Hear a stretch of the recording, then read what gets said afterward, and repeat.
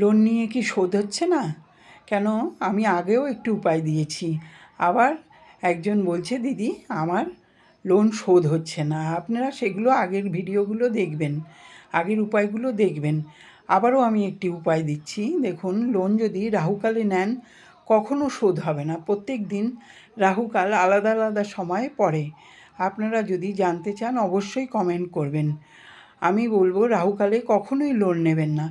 আপনারা এই উপায়টি করুন। ঘরের মহিলারা রাত্রবেলা তামার ঘটিতে জল ভরে রাখবেন এবং সকালবেলা আপনারা সেই ঘটির জল ঘরের মহিলা যে সে জলটি মেইন দরজায় ছিটাবে এবং যে লোন নিয়েছে সে ঘরের উত্তর পূর্ব দিকে মুখ